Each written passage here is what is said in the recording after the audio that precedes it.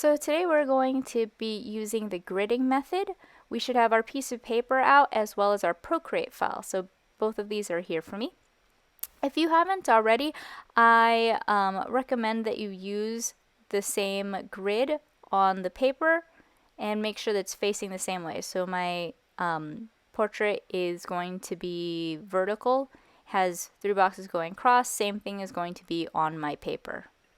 Next step is to erase. So I have my gummy eraser, it doesn't matter which one you use, but I'm going to lighten my grids out because I don't really like that look where they're too apparent.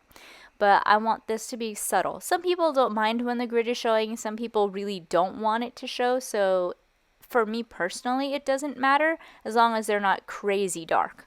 So now that I've done that, if my numbers got erased, I'm just going to place those back in and make sure that I have all 12 of them and that they match the same ones that are on my Procreate file. So now that I have this all together, I'm going to use the boxes to help me figure out how to draw. So let's start in the first box. I see just the little corner right here. So I'm going to try and draw that. And what I like to do is mark roughly the middles of the boxes to help me give a better sense of where these are placed. So down at the bottom, the hair kind of hits about a quarter on the right side, so I'll mark that.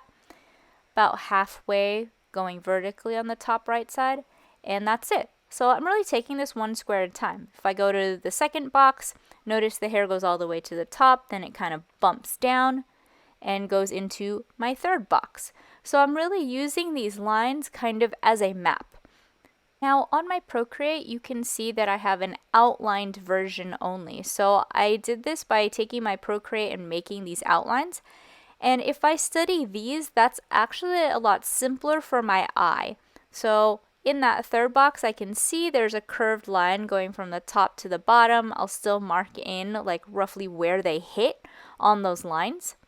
So starts at the top, then doesn't quite hit to the middle, but a little bit before that.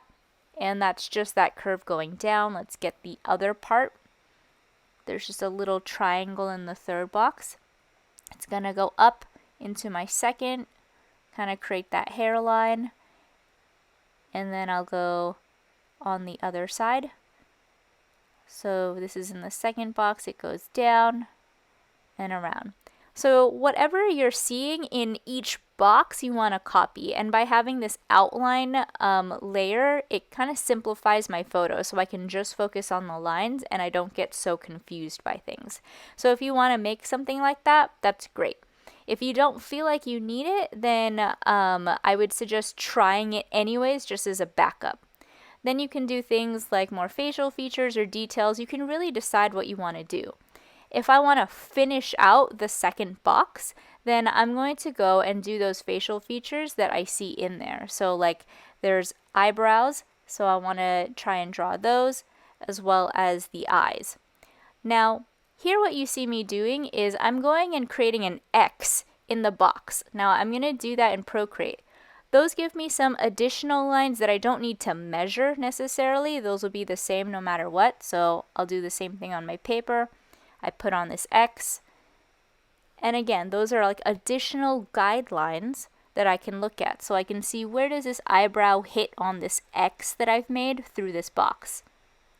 I can see it goes up and into my third one. The other eyebrow also hits about this part of the X before it goes up and in. Notice the X's relationship also to the eye. So I have the very corner of it. And the left eye is going to also hit like that line. So when I said that the more like grid lines you make, the more accurate you're going to be or is possible, that's what I mean. So by adding extra lines like these X's kind of going through, I give myself more anchor points so that I know exactly where things should go. I think the 3-inch squares that we have right now are a little bit big. So by breaking them down further, it kind of creates like different triangles and I can figure out where they go in these different triangles. And that helps me be more detailed as I go along. So you're going to see me do that in the number 2 box. And if I back away, you'll see that I can also do it to my subsequent boxes. So the box below my second one is the 5th box, so it says number 5. Also a lot of details. There's like the nose and there's some of the mouth showing.